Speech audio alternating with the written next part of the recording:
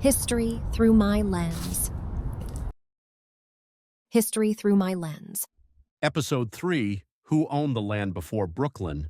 Before there was a town called Brooklyn, Before there was South Baltimore, before there were roads, bridges, railroads, churches, factories, or row houses, there was only the land, a landscape shaped over thousands of years. Dense forests stretched to the horizon. Marshes teemed with birds and wildlife. Curtis Creek quietly wound its way through the shoreline, and the waters of the Middle Branch flowed into the Patapsco River, just as they do today. I'm Kenny Captures, and welcome back to History Through My Lens.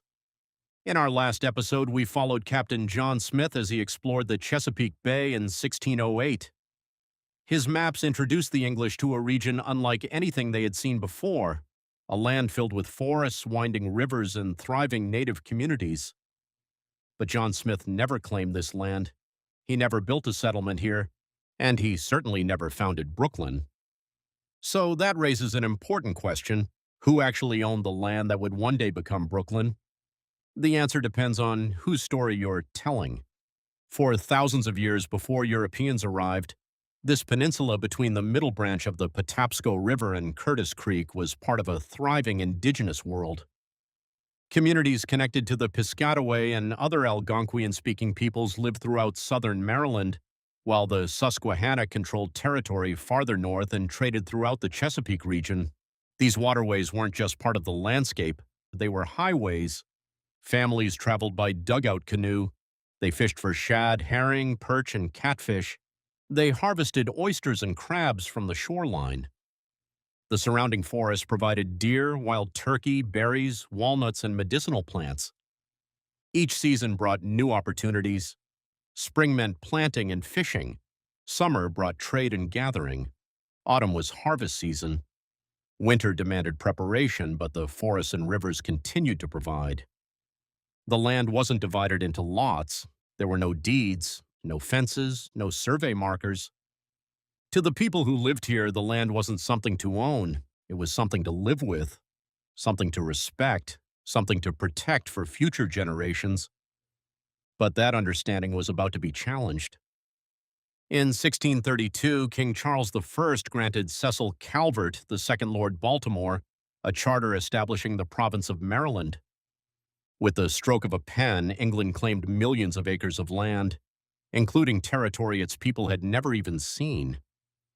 Then, in 1634, English settlers founded St. Mary City, Maryland's first permanent English settlement. Although it was far south of present-day Brooklyn, it marked the beginning of an entirely new system of land ownership.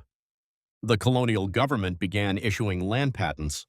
For the English, these official documents turned land into private property. For the native communities already living here, they represented a completely different way of thinking. No one had asked them to surrender their homeland, yet maps were being drawn, boundaries established, ownership recorded.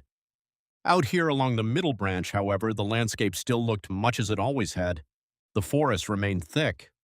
Marsh grasses swayed with the tides, fish filled the rivers, wildlife moved freely through the woods.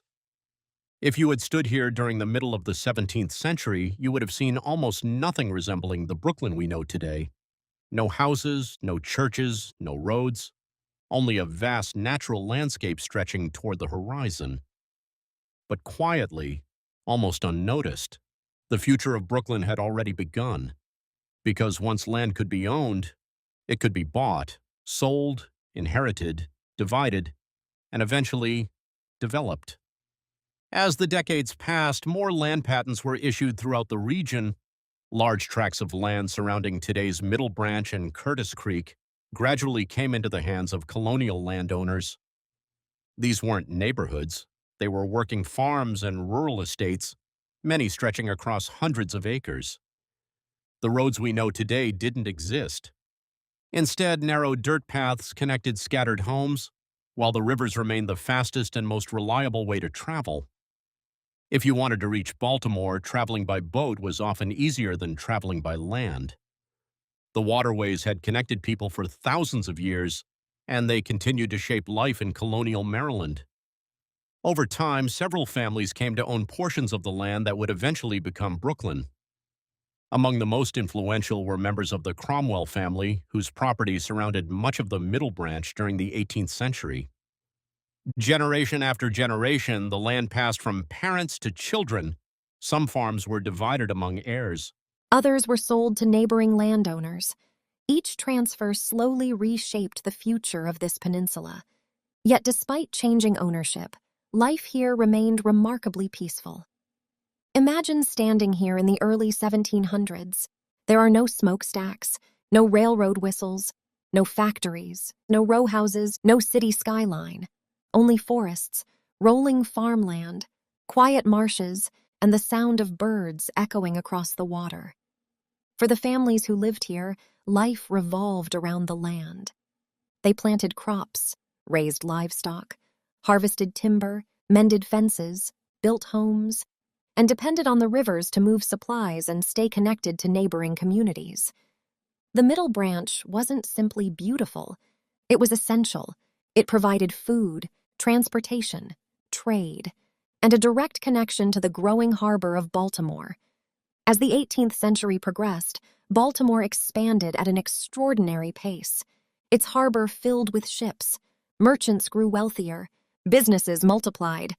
The town became one of the busiest ports in the American colonies. Yet just across the Middle Branch, the countryside remained largely unchanged. That contrast is what makes Brooklyn's story so remarkable.